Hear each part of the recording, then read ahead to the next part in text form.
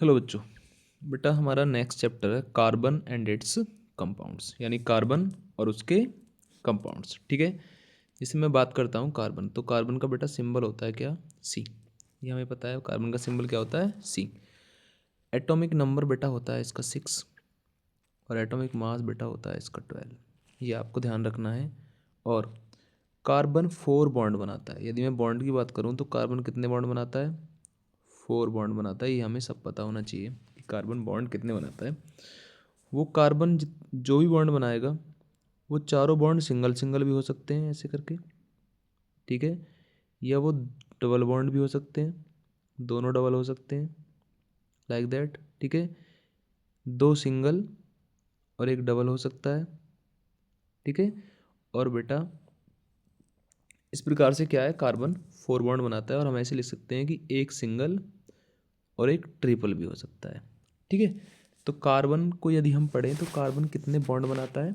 Atomic symbol C है, atomic number 6 है, atomic mass 12 है, 4 बॉन्ड बनाता है। वो बॉन्ड इस प्रकार से हो सकते हैं, राइट। अब आता है हमारे पास अक्रेंस ऑफ कार्बन, यानी कार्बन पाया कहाँ जाता है।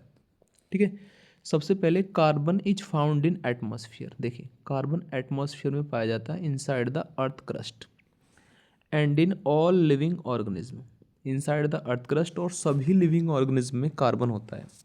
ठीक है, डायरेक्ट नहीं, केवल सी की फॉर्म में नहीं होता, जैसे अब उसके कंपाउंड की फॉर्म में होता है, जैसे ग्लूकोज की फॉर्म में होता है, प्रोटीन्स में होता है, या और विटामिन है, हॉर्मोन्स है, यानी सब में क्या होता है, कार्बन होता है, राइट। आगे देखते हैं बेटा, कार्बन इज सेकंड पढ़ेंगे तो क्या हो जाएगा, carbon is present in fuel like wood, coal, charcoal, coke बेटा और पेट्रोलियम। ठीक है, तो कार्बन इन सब चीज़ों में भी मिलता है, राइट। नेचुरल गैस में भी कार्बन होता है, बायोगैस में भी कार्बन होता है, मार्स गैस में भी कार्बन होता है, राइट। मार्स गैस मतलब दलदली जगह में जो गैस पाई जाती है, मीथेन बोलते हैं। ठीक है, नेचुरल गैस में भी मीथेन ही होती है और बायोगैस में भी मीथेन ही होती है, ये हमें ध्यान रखना है ना। और भी दूसरी चीज़ें होती हैं लेकिन वो गैस मेन होती है। Carbon is present in compound like, जैसे कार्बोनेट्स में होता है, हाइड्रोजन कार्बोनेट्स में भी कार्बन होता है, क्योंकि कार्बोनेट का फॉर्मूला क्या होता है, CaCO3, और हाइड्रोजन कार्बोनेट का NaHCO3, ये सोडियम जो भी है। ठीक है, उसके बाद carbon is found in free state. Carbon free state में मिलता है, ठीक है, किसी के साथ जुड़ा नहीं, फ्री स्टेट में। जैसे डायमंड का फॉर्मूला क्या होता है बेटा, C। ग्रेफाइट का फॉर्मूला भी C होता है। और फुलरेंस को भी क्या है, हम C से ही रिप्रेजेंट करते हैं, मतलब उसमें कार्बन कुछ ज़्यादा होते हैं। ठीक है, कहीं C60, C और भी, ठीक है, different different number of C होते हैं, तो उसे बोलते हैं बेटा हम फुल रेंज। तो ये हमारे पास हो गया सारा अक्रेंस ऑफ कार्बन। ठीक है, आगे देखते हैं बेटा, नेक्स्ट नेक्स्ट है हमारे पास बेटा बॉन्डिंग इन कार्बन। देखिए, ये इंपॉर्टेंट टॉपिक है, बॉन्डिंग इन कार्बन।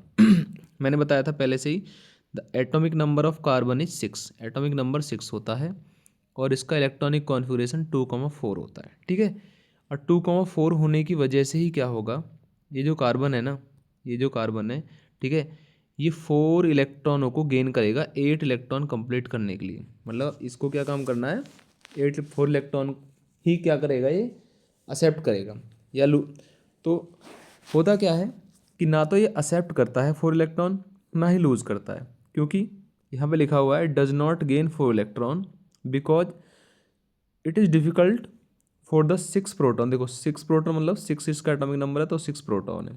अब इसने 4 इलेक्ट्रॉन गेन कर लिए तो टोटल इलेक्ट्रॉन इसमें 10 हो जाएंगे। तो जो फोर 6 प्रोटॉन है ना, वो 10 इलेक्ट्रॉनों को होल्ड नहीं कर सकते, इसलिए क्या होता है, ये 4 इलेक्ट्रॉन गेन नहीं करता। ये बात ध्यान रखनी है, ठीक है। आगे है बेटा हमारे पास, it does not lose 4 electron. ये 4 इलेक्ट्रॉन लूज भी नहीं कर सकता, क्योंकि क्या होता है कि 4 इलेक्ट्रॉनों को गेन करने के लिए, ठीक है ना, 4 इलेक्ट्रॉनों को गेन करेगा, और जब जो भी कोई एक्सेप्ट करेगा उसको बहुत ज़्यादा एनर्जी लगानी पड़ेगी, इसलिए ये क्या काम करता है, ना तो 4 इलेक्ट्रॉन क्या करता है ये, ना तो 4 इलेक्ट्रॉन ये गेन करता है और ना ही 4 इलेक्ट्रॉन ये लूज करता है, ठीक है ना। क्योंकि क्या होता है, मैंने पहले बताया था 4 इलेक्ट्रॉन गेन करेगा, जैसे इसमें लिखा हुआ है ये जो पॉइंट है कि 4 इलेक्ट्रॉन यदि ये गेन करता है तो 10 इलेक्ट्रॉन हो जाएंगे, और 10 इलेक्ट्रॉन क्या है, 6 प्रोटॉन उसको होल्ड नहीं कर पाएंगे। और यदि ये 4 इलेक्ट्रॉन लूज करता है तो बहुत ज़्यादा एनर्जी वाला प्रोसेस होता है, ठीक है ना, उसमें बहुत ज़्यादा एनर्जी लगती है, ठीक है। तो ये बेटा शेयर करता है, 4 इलेक्ट्रॉन क्या करता है बेटा, ये शेयर, ये लिख रहा है attain the stable result is the formation of covalent bond, ये शेयरिंग करता है यहाँ पर, ठीक है। क्या करता है ये, शेयरिंग। तो ये हमें ध्यान रखना है कि जो कार्बन है ना वो 4 इलेक्ट्रॉन बेटा शेयर करता है, राइट। आगे चलते हैं। Since carbon atom is needed 4 electron to attain stability its valency and its tetravalent, यानी इसकी वैलेंसी 4 होती है, क्योंकि ये 4 इलेक्ट्रॉन क्या काम करता है, शेयर करता है, ठीक है। इसलिए ये 4 बॉन्ड बनाता है, जैसे कि यहाँ पे लिखा हुआ ये बना हुआ है, ठीक है। अब आगे देखते हैं फॉर्मेशन ऑफ कोवेलेंट बॉन्ड। देखिए कार्बन जो है ना, वो मैं अभी पहले बता चुका हूँ कि कार्बन कोवेलेंट बॉन्ड बनाता है। कार्बन बेटा कौन सा बॉन्ड बनाता है, कोवेलेंट, और 4 इलेक्ट्रॉन ये शेयर करता है और कोवेलेंट बॉन्ड बनाता है, और कोवेलेंट बॉन्ड जो बनते हैं वो शेयरिंग से बनते हैं। आगे चलते हैं बेटा, नेक्स्ट है हमारे पास इसमें फॉर्मेशन ऑफ कोवेलेंट बॉन्ड। अब कोवेलेंट बॉन्ड क्या होता है, the bond form between 2 atoms y equal sharing of electrons. ये आपको ध्यान रखना है, 2 एटम्स के बीच में बॉन्ड बनेगा, जैसे एक हाइड्रोजन ये है इसका एक इलेक्ट्रॉन, एक हाइड्रोजन ये है इसका एक इलेक्ट्रॉन, ठीक है। अब इसने इसको अपना इलेक्ट्रॉन शेयर करा दिया, इसने इसको करा दिया, तो इस प्रकार से यहाँ पे शेयरिंग हो गई और इनके बीच बन गया सिंगल कोवेलेंट बॉन्ड। देखिए जब 2 एटम के बीच में, मान लीजिए ये हमारे पास एक हाइड्रोजन ये हो गया, एक हाइड्रोजन ये हो गया, इन 2 हाइड्रोजन के बीच में एक एक इलेक्ट्रॉन की शेयरिंग हो रही है, यहाँ पर एक एक इलेक्ट्रॉन की शेयरिंग हो रही है, तो ऐसे केस में क्या होगा, इनके बीच में बनेगा एक सिंगल कोवेलेंट बॉन्ड। ये हमें ध्यान रखना है, ठीक है ना। तो ये जो कोवेलेंट बॉन्ड है ये हमारे क्या है, 3 टाइप्स के होते हैं। पहला है सिंगल कोवेलेंट बॉन्ड, दूसरा है बेटा डबल कोवेलेंट बॉन्ड, और तीसरा है ट्रिपल कोवेलेंट बॉन्ड। तो 3 प्रकार के कोवेलेंट बॉन्ड होते हैं, सिंगल, डबल और ट्रिपल। सिंगल का मतलब है जब 2 एटम्स के बीच में एक एक इलेक्ट्रॉन की शेयरिंग होती है तो 2 इलेक्ट्रॉन इस शेयरिंग एरिया में आते हैं तो सिंगल बॉन्ड बनता है। जब 2 इलेक्ट्रॉन की शेयरिंग होती है तो 4 इलेक्ट्रॉन आते हैं तो डबल कोवेलेंट बॉन्ड, और जब 3 इलेक्ट्रॉन की शेयरिंग होती है तो 6 इलेक्ट्रॉन आते हैं तो ट्रिपल कोवेलेंट बॉन्ड बनता है, ठीक है। आगे देखते हैं बेटा, नेक्स्ट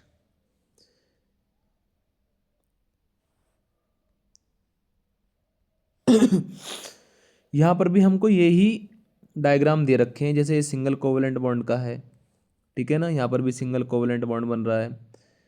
यहाँ पर बेटा हमारे पास बन रहा है 2 ऑक्सीजन एटम है, और यहाँ पर डबल कोवेलेंट बॉन्ड बनेगा, क्योंकि ऑक्सीजन के एटॉमिक नंबर होता है कितना, 8 होता है, ठीक है। ऑक्सीजन का एटॉमिक नंबर 8 होता है, तो 2,6 लिखेंगे उसको। जब 2,6 लिखेंगे तो इसको 2 इलेक्ट्रॉनों की ज़रूरत है, तो ऑक्सीजन हमेशा 2 बॉन्ड बनाता है, ये हमें ध्यान रखना है।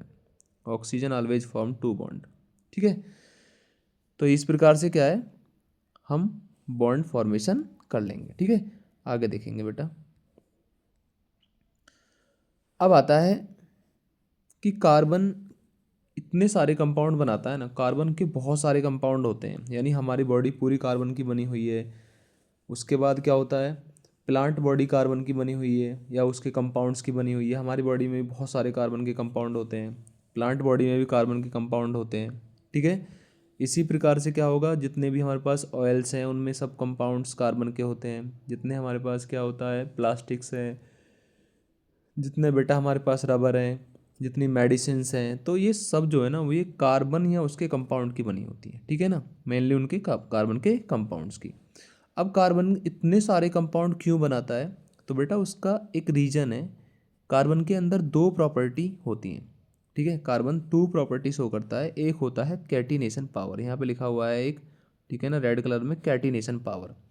कैटिनेशन पावर होता है कार्बन की कार्बन से जुड़कर चेन बनाने की टेंडेंसी। जैसे देखो यहाँ पे कार्बन बहुत सारे 1 2 3 4 5, ठीक है ना, ऐसे बहुत सारे कार्बन कार्बन से मिलकर क्या बना रहे हैं, एक चेन बना रहे हैं। यहाँ पर क्या हो रहे हैं, कार्बन कार्बन से चेन और ब्रांच दोनों बना रहे हैं। यहाँ पे कार्बन कार्बन से जुड़कर क्लोज रिंग बना रहे हैं।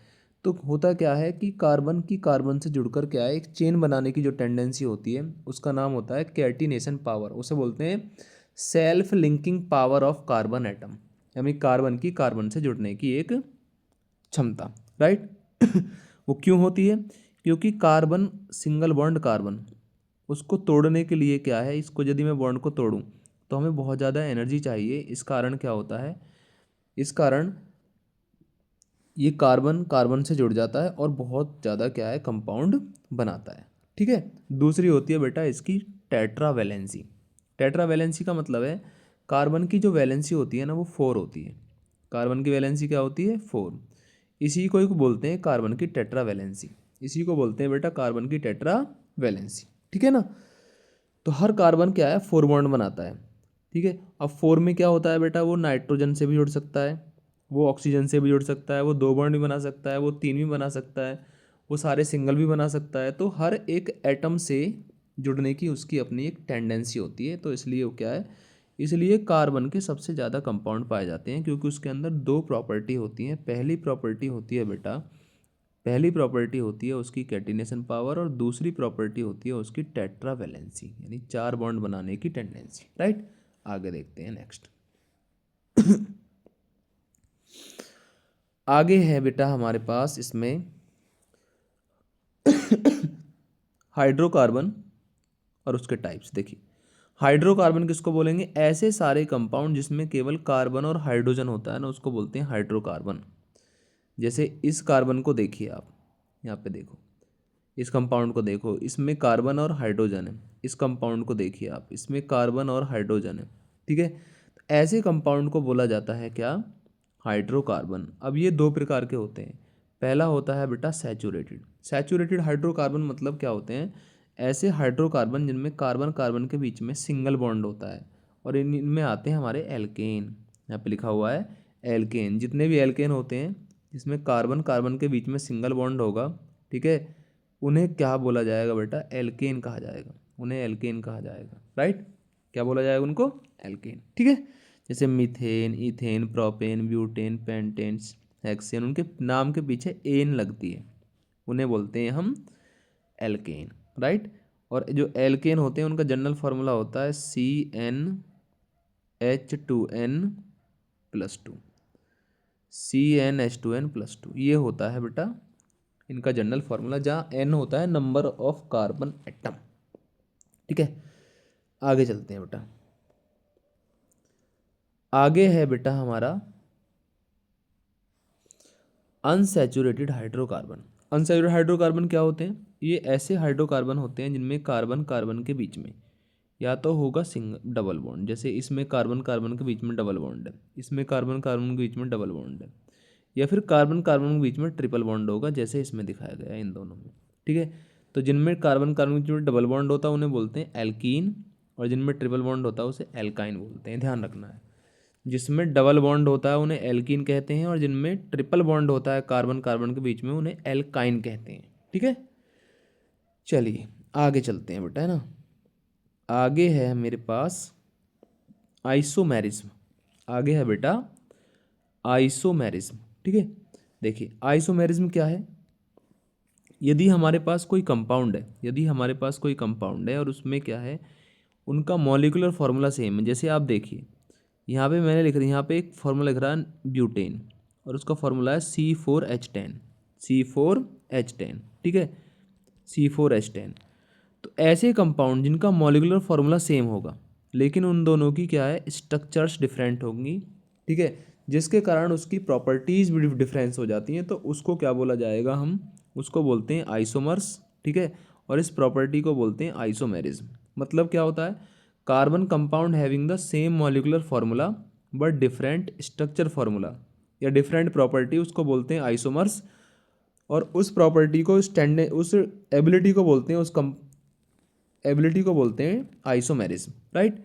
जैसे मैं यहाँ पे लिख रहा है ब्यूटेन, तो ब्यूटेन का फॉर्मूला क्या है बेटा, ब्यूटेन का फॉर्मूला आपको दिख रहा है C4H, मतलब एक मॉलिक्यूलर फार्मूला दे रखा है C4H10।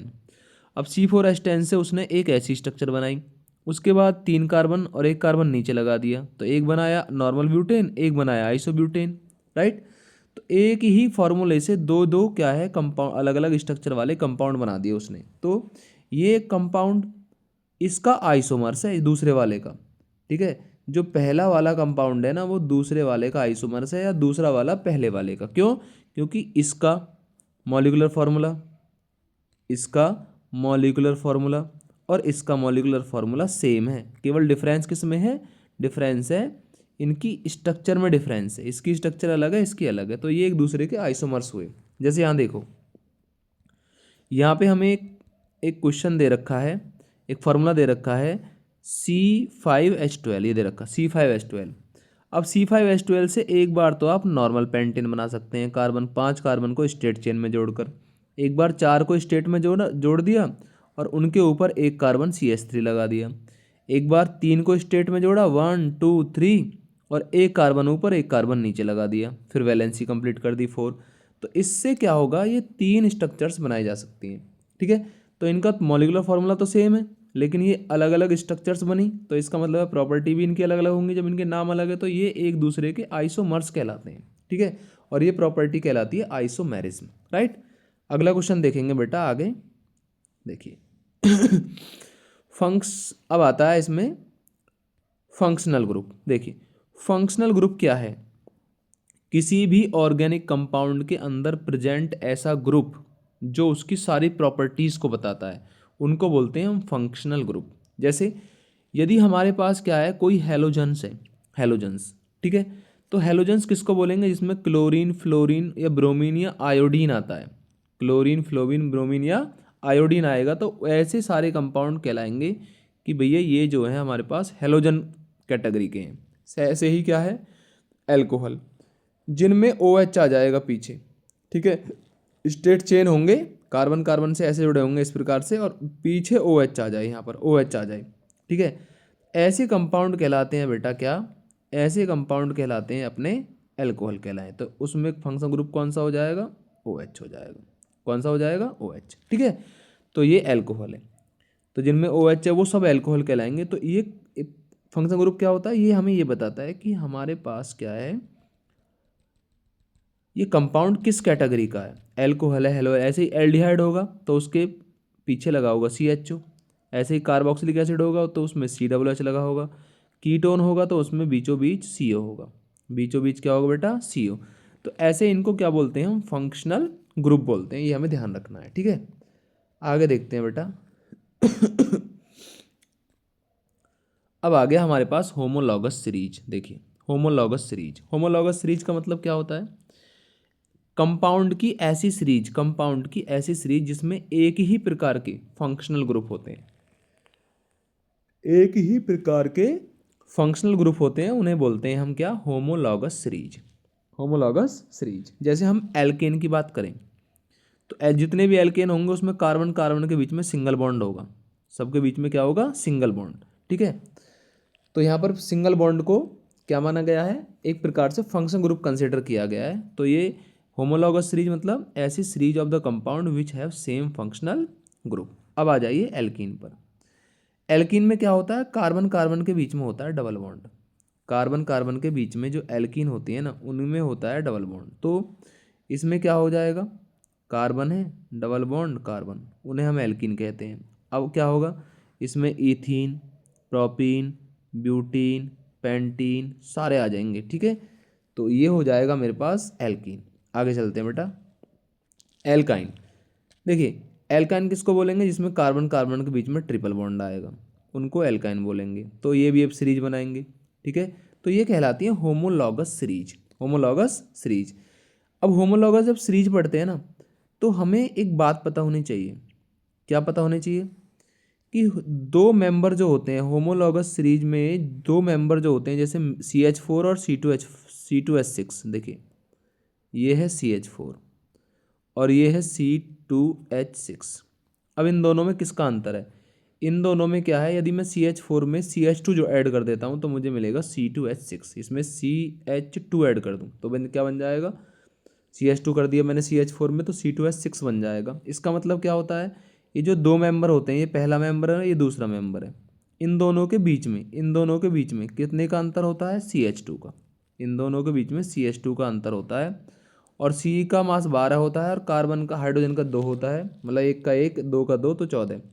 तो 14 का तो दो मेंबर्स के बीच में, जो भी होमोलॉगस सीरीज होगी उसके दो मेंबर्स के बीच में 14U मास का डिफरेंस होगा, और वैसे कार्बन और हाइड्रोजन में CH2 का डिफरेंस होगा। ये हमें ध्यान रखना है, ठीक है। और हम आगे चलते हैं बेटा।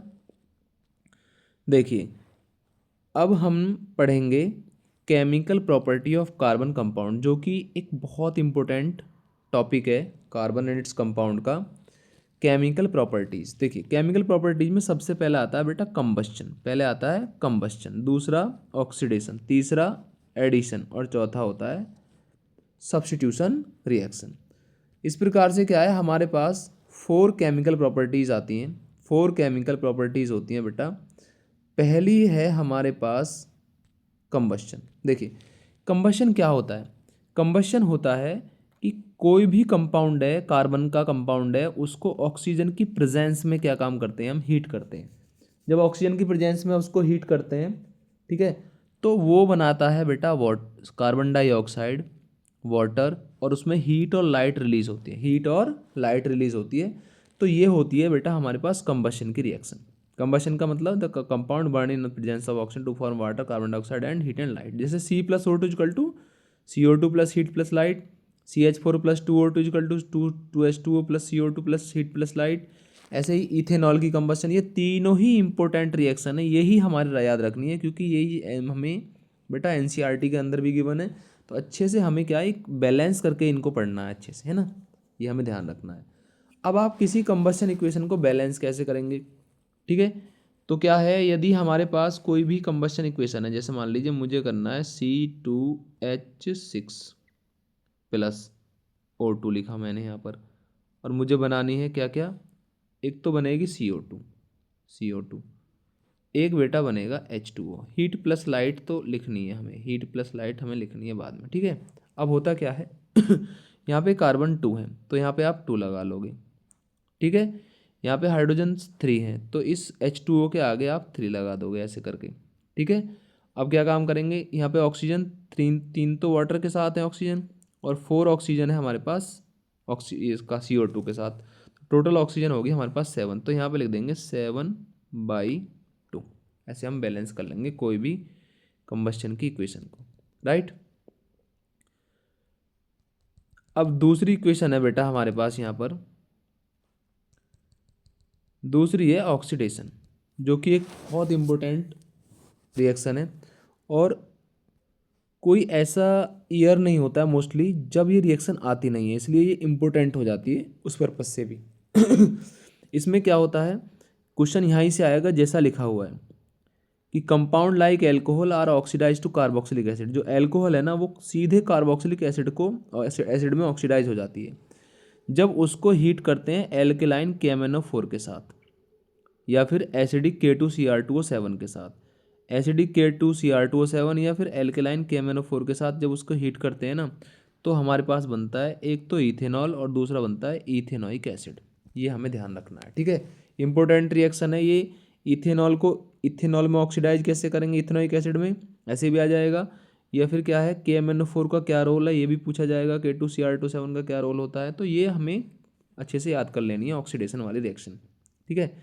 आगे बढ़ते हैं बेटा, हमारे पास आता है रिडक्शन, वो एडिशन रिएक्शन। देखो एडिशन रिएक्शन कौन देगा, एडिशन रिएक्शन देगा जिनमें कार्बन कार्बन के बीच में डबल बॉन्ड होगा, ठीक है, और उनमें हाइड्रोजन ऐड होगी और कन्वर्ट हो जाएंगे कार्बन सिंगल बॉन्ड कार्बन में। बस ये है एडिशन रिएक्शन, ठीक है। इससे ज़्यादा आपको ध्यान नहीं रखना है। जैसे हमारे पास C2H4 है, जैसे हमारे पास है C2H4, तो इसमें एक पाई बॉन्ड टूट जाएगा। देखो 2 डबल बॉन्ड होते हैं ना, ऐसे करके एक बॉन्ड को तोड़ दोगे। एक बॉन्ड को तोड़ने के बाद एक कार्बन ये था, एक कार्बन ये था, ठीक है। इसके साथ भी 2 हाइड्रोजन जुड़े हुए थे, इसके साथ भी 2 हाइड्रोजन जुड़े हुए थे। अब एक बॉन्ड को तोड़कर एक हाइड्रोजन में और ऐड कर दूंगा ऐसे करके, ठीक है। तो क्या हो जाएगा, ये वाला बॉन्ड टूटेगा और एक हाइड्रोजन इधर जुड़ गया, एक हाइड्रोजन इधर जुड़ जाएगा, और इससे हमारे पास क्या होगा, इससे हमारे पास जो कार्बन डबल बॉन्ड वाला कार्बन था वो carbon single bond carbon convert हो जाएगा, यानी एल्कीन जो है वो एल्केन में कन्वर्ट हो जाती है, हमें इसे ध्यान रखना है। और हाइड्रोजन का एडिशन होता है, एक डबल बॉन्ड टूटता है, और उस डबल बॉन्ड टूटने के बाद एक एक कार्बन पर हाइड्रोजन ऐड हो जाता है, और ये होता है निकिल कैटलिस्ट की प्रेजेंस में। या पैलेडियम या प्लेटिनम कैटलिस्ट की प्रेजेंस में होती है रिएक्शन ये, ठीक है। इस रिएक्शन का इंडस्ट्रियल इम्पोर्टेंस ये है, एडिशन रिएक्शन का, कि जो हमारे पास ऑयल्स होते हैं, जितने भी हमारे पास ऑयल्स होते हैं वो होते हैं बेटा अनसैचुरेटेड, वो बेटा अनसैचुरेट होते हैं। तो हम क्या काम करते हैं, उन्हें सैचुरेटेड बनाने के लिए, वेजिटेबल ऑयल को सैचुरेटेड बनाने के लिए उसमें हाइड्रोजन ऐड कर देते हैं। जैसे मान लीजिए ये हमारे पास है वेजिटेबल ऑयल, ठीक है, तो मैंने इसमें जोड़ी हाइड्रोजन, रिएक्शन कराई निकल कैटलिस्ट की प्रेजेंस में, ठीक है, तो ये बन जाएगा वेजिटेबल घी, वेजिटेबल घी। तो वेजिटेबल ऑयल तो क्या होता है अनसैचुरेटेड, और वेजिटेबल घी कैसा होता है सैचुरेटेड, ठीक है। एडिशन किसका होता है हाइड्रोजन का, और मेटल कौन सी होती है Ni, तो ये हमें ध्यान रखना है, Ni मेटल होती है, ठीक है। इस रिएक्शन का नाम होता है हाइड्रोजिनेशन। यदि हाइड्रोजिनेशन से आ गई ना तो आपको ये ध्यान रखना है कि भाई हाइड्रोजिनेशन रिएक्शन कौन सी होती है, ठीक है, ये हमें ध्यान रखना है, अच्छे से पढ़ लेना है इसको, ठीक है। अगली रिएक्शन है बेटा सब्स्टिट्यूशन रिएक्शन। अगली रिएक्शन है सब्स्टिट्यूशन रिएक्शन। इसमें क्या होगा, जितने भी रिएक्शन हमें यहाँ पे लिख रही हुई हैं, जो ये लिखी हुई हैं, इसमें एक हाइड्रोजन हटाना है, उसके स्थान पर Cl जोड़ना है, दूसरा Cl H के साथ HCl बनाएगा, ठीक है। हर बार हमें यही करना है कि हाइड्रोजन हटाकर क्या जोड़ना है, उसके स्थान पर एक Cl जोड़ना है बस, ठीक है। इसे ही को बोलते हैं हम सब्स्टिट्यूशन रिएक्शन। सब्स्टिट्यूशन रिएक्शन यानी एल्केन का हाइड्रोजन हटाना है, उसके साथ क्लोरीन या ब्रोमीन ऐड कर देना है, ठीक है, वेरी गुड। अब देखते हैं बेटा, अब आता है हमारे पास कुछ कार्बन के कंपाउंड जो हमारे कोर्स में है, सम इम्पोर्टेंट कार्बन कंपाउंड। पहला हमारे पास कार्बन कंपाउंड है इथेनॉल, पहला कार्बन कंपाउंड है इथेनॉल, फॉर्मूला है C2H5OH, और कॉमन नेम है इसका इथाइल एल्कोहल, इसे इथाइल एल्कोहल भी कह देते हैं। प्रॉपर्टी क्या होती है, ये कलरलेस लिक्विड होता है, प्लेजेंट इसमें से स्मेल आती है, और बर्निंग टेस्ट होता है इसका, ठीक है, बर्निंग कैसा होता है टेस्ट, और ये पानी में सॉल्यूबल है, ठीक है। और ये सोडियम मेटल के साथ, देखो ये दोनों रिएक्शन पूछी जाती है, मोस्ट इंपॉर्टेंट है। सोडियम के साथ सोडियम के टुकड़े को इथेनॉल में डालते हैं, यानी C2H5OH में डालते हैं, तो वहाँ से H हटाता है, यानी हाइड्रोजन गैस रिलीज होती है, ये हमें ध्यान रखना है। सोडियम इथॉक्साइड बनता है, सोडियम इथॉक्साइड। तो ये रिएक्शन तो हमें लर्न करके जानी है अच्छे से, ठीक है। अब आता है नेक्स्ट हमारा, नेक्स्ट आता है बेटा रिएक्शन विद, ये हमारे पास जब इथेनॉल की रिएक्शन आप कराओगे हॉट, जब मतलब इथेनॉल को कंसनट्रेटेड H2SO4 की प्रेजेंस में हीट करोगे, तो हीट करने पर क्या है एल्कीन बनता है, ध्यान रखना है, हीट करने पर एल्कीन बनता है, और यहाँ से रिएक्शन होती है, वाटर रिलीज होता है, तो ये एक डिहाइड्रेशन रिएक्शन है। इस रिएक्शन का नाम होता है डिहाइड्रेशन, और कंसनट्रेटेड H2SO4 एक डिहाइड्रेटिंग एजेंट का काम कर रहा है, डिहाइड्रेटिंग एजेंट का काम, क्योंकि ये इथेनॉल से क्या है, एक कार्बन से तो H हटा रहा है, दूसरे से OH हटा रहा है, तो इस प्रकार से वाटर रिमूव हो रहा है, इसमें एल्कीन बन रही है, क्या बन रही है एल्कीन। अब इथेनॉल का यूज़ क्या होता है, एक तो सबसे पहले एल्कोहलिक ड्रिंक बनाने में, जैसे बियर होती है या दूसरे प्रकार की शराब होती है, उसे बनाने में इसका यूज़ होता है बेटा। ये सॉल्वेंट होता है, एक मेजर सॉल्वेंट होता है, और ये क्या होता है दवाई बनाने में, जैसे tincture of iodine, cough syrups या फिर टॉनिक्स बनाने में इसका यूज होता है, राइट। नेक्स्ट है बेटा हमारे पास इथेनॉइक एसिड। नेक्स्ट है हमारे पास क्या, इथेनॉइक एसिड। देखिए इथेनॉइक एसिड का फॉर्मूला, इथेनॉइक एसिड का फॉर्मूला है बेटा हमारे पास CH3COOH, और कॉमन नेम बोलते हैं एसिटिक एसिड।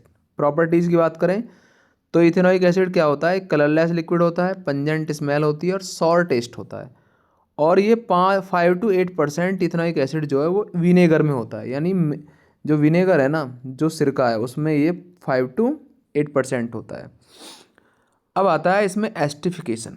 देखो एस्टिफिकेशन क्या है, किसी इथेनॉइक एसिड यानी एसिटिक एसिड और इथेनॉल को जब मिलाते हैं हम और कंसनट्रेटेड H2SO4 के साथ उसे हीट करते हैं, तो एक फ्रूटी स्मेल वाला सबस्टांस बनता है, ठीक है, जिसे बोलते हैं एस्टर। एस्टर की पहचान होती है, उसमें C होगा बीचों बीच, और फिर क्या है दो ऑक्सीजन एक दूसरे से, दो ऑक्सीजन होंगे, और आसपास क्या है कोई CH3 या C2H5 ग्रुप जुड़ा होगा, ठीक है ना, वो एस्टर है। यानी बीच में क्या होता है फंक्शन ग्रुप COO होता है, उसे एस्टर बोलते हैं, और इस रिएक्शन को बोलते हैं हम एस्ट्रिफिकेशन। यानी एसिटिक एसिड और इथेनॉल की रिएक्शन से कंसनट्रेटेड H2SO4 की प्रेजेंस में एस्टर का बनना, एक फ्रूटी स्मेलिंग सब्सटेंस का बनना क्या कहलाता है, उसे एस्टर बोलते हैं और रिएक्शन एस्टरिफिकेशन कहलाती है। यहाँ पे लिख रहा है, ठीक है।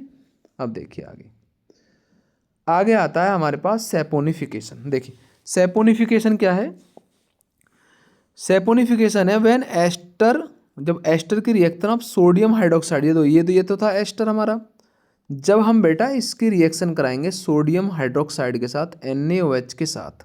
देखो ये हमारे पास एस्टर है, मैंने रिएक्शन कराई NaOH के साथ, तो फिर क्या बना हमारे पास, सोडियम एसीटेट बना और वहाँ से एल्कोहल रिलीज हो गई।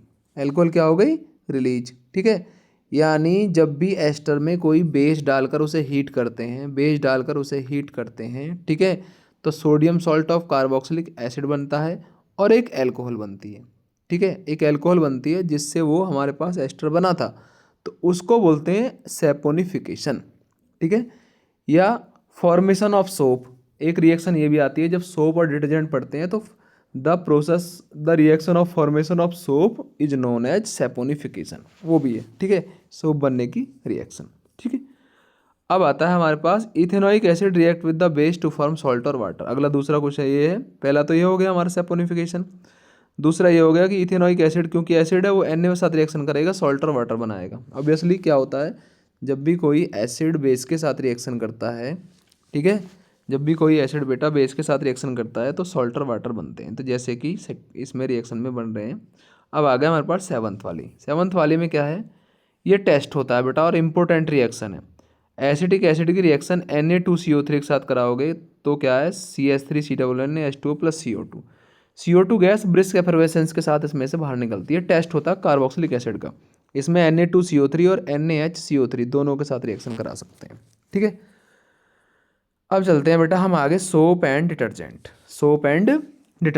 देखो सबसे पहले हम बात करेंगे सोप की। सोप क्या होता है, देखो सोप आर, यहाँ पे लिखा हुआ है soap are long chain sodium और potassium salt of carboxylic acid. देखो soap are long chain sodium and potassium salt of carboxylic acid, ठीक है। यानी सोप क्या होते हैं, सोप होते हैं बेटा सोडियम और पोटेशियम के salt of long chain carboxylic acid, ठीक है ना। जैसे ये सोडियम का सॉल्ट है, इसमें कार्बन 17 है, C17 है, तो इसको सोडियम स्टीयरेट कहते हैं, तो ये सोप होगा हमारा, क्या होगा हमारा, सोप, ये आपको ध्यान रखना है, ठीक है। अब आती है स्ट्रक्चर ऑफ सोप मॉलिक्यूल। देखिए ये जो सोप मॉलिक्यूल है ना, ये जो सामने ये सोप मॉलिक्यूल की स्ट्रक्चर बनी हुई है, एक्चुअल में ये जो C17H35COONA है, यहाँ पे है C17H35 और COONA।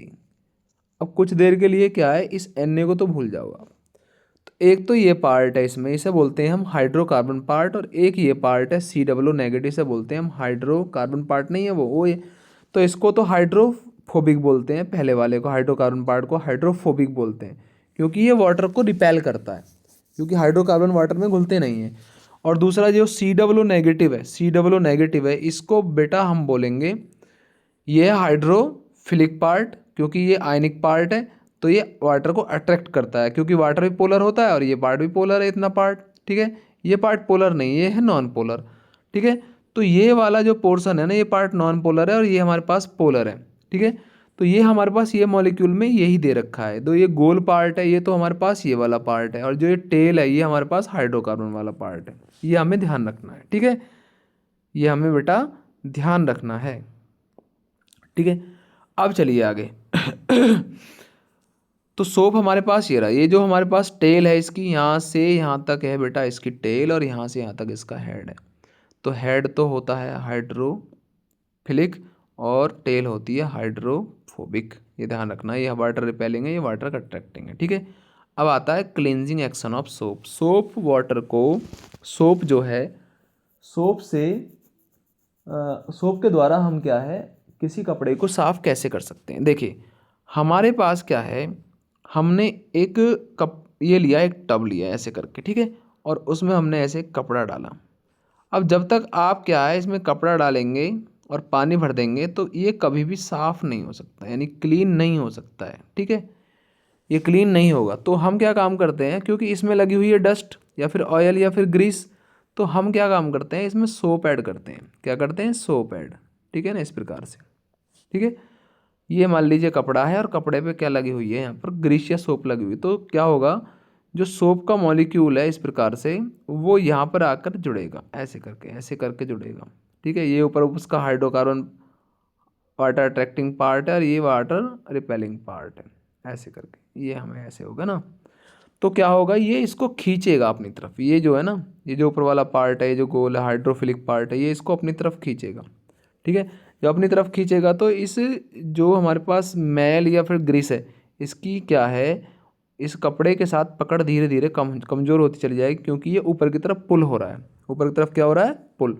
और एक समय ऐसा आएगा कि ये सारा का सारा पुल हो जाएगा सोप के मॉलिक्यूल के द्वारा, और कपड़े से मैल जो होता है वो अलग हो जाएगा, और फिर उसे क्लीन वाटर में जब हम वॉश करते हैं तो हमारे कपड़े साफ़ होते हैं। तो ये जो स्ट्रक्चर बनती है ना, इसको बोलते हैं बेटा हम मिसेल्स, यहाँ पे लिख रहा हुआ है मिसेल बोलते हैं इसको हम। ये जो बन रही है ना, इसके अंदर ये जो बन रही है ये सब मिसेल है, ये मिसेल बन रही है बेटा। ये ऑयल डस्ट के ऊपर अराउंड अरेंज हो जाते हैं सोप के मॉलिक्यूल, तो उस स्ट्रक्चर को मिसेल कहा जाता है। राइट, ये हो गया बेटा। अब देखते हैं हम आगे डिटर्जेंट। अब देखेंगे बेटा यहाँ पे डिटर्जेंट है। ठीक है, देखो डिटर्जेंट भी क्या होता है, सोप की तरह ही, डिटर्जेंट भी सोप की तरह ही होते हैं, लेकिन वो सोप नहीं होते, यानी वो ऑयल से ऑब्टेन नहीं किए जाते, वो बेटा कुछ केमिकल प्रोसेस के थ्रू बनाए जाते हैं, उन्हें डिटर्जेंट कहा जाता है। और वो सोप की तरह ही, वो सोप की तरह ही क्या होते हैं, कपड़े साफ करने का उनमें गुण होता है। ध्यान रखना, detergent are the long chain sodium salt of sulphonic acid, और soap do not wash well with hard water, यानी सोप जो है ना हार्ड वाटर के साथ वर्क नहीं करते, बिकॉज वो बना लेते हैं insoluble precipitate of calcium and magnesium known as scum, उसे स्कम कहते हैं बेटा। ध्यान रखना, ये मोस्ट इंपॉर्टेंट टॉपिक है कि हमारे जो डिटर्जेंट हैं वो दोनों पानी के साथ झाग अच्छे से बनाते हैं, फोम बनाते हैं, लेदर बनाते हैं, सॉफ्ट वाटर के साथ भी और हार्ड वाटर के साथ भी। लेकिन जो डिटर्जेंट है, ठीक है, वो सोप तो केवल सॉफ्ट वाटर के साथ बनाते हैं अच्छे से फोम, और डिटर्जेंट दोनों के साथ बनाते हैं, सॉफ्ट वाटर के साथ भी और हार्ड वाटर के साथ भी। ये हमें ध्यान रखना है, ठीक है, अच्छे से पढ़ लेना है। अब आता है यहाँ पे डिफरेंस। देखिए डिफरेंस क्या है, सोप में और डिटर्जेंट में डिफरेंस क्या है। तो यहाँ देखेंगे, जैसे यहाँ लिखा हुआ है सोप, यहाँ पे क्या लिखा हुआ है बेटा, सोप, और यहाँ डिटर्जेंट है। तो सोप तो sodium salt of fatty acid होते हैं, यानी ऑयल से बनाते हैं, और ये सल्फोनिक एसिड होते हैं, sodium salt. Sodium soap clean well in soft water but do not clean well in hard water. Soap जो होते हैं वो हार्ड वाटर में वर्क नहीं करते, जबकि डिटर्जेंट सोप हार्ड वाटर में वर्क करता है और सॉफ्ट वाटर में भी। Soap do not clean as well as detergent, तो सोप इतना क्लीन भी नहीं करते, डिटर्जेंट क्लीन करता है। ठीक है, और अगला है इसमें बेटा, सोप आर बायोडिग्रेडेबल, सोप जो होते हैं वो डिकम्पोज हो जाते हैं, ठीक है ना, और पॉल्यूशन नहीं करते, जबकि डिटर्जेंट बहुत सारे डिटर्जेंट ऐसे होते हैं जो नॉन बायोडिग्रेडेबल होते हैं और पॉल्यूशन कॉज करते हैं। राइट, ये हमें ध्यान रखना है बेटा। ठीक है, और डिटर्जेंट और सोप में तो अच्छे से ध्यान रखना है कि सोप जो है वो केवल सॉफ्ट वाटर में वर्क करते हैं, जबकि डिटर्जेंट सॉफ्ट वाटर में वर्क करते हैं और हार्ड वाटर में भी वर्क करते हैं। राइट, तो आई होप आपको समझ में आया होगा, और नेक्स्ट पार्ट में हम क्या है और कोई नेक्स्ट चैप्टर पढ़ाएंगे। अच्छे से इसको रिवाइज करना है और फिर इसके साथ साथ क्वेश्चन कर लेते हैं। Right, okay, thanks.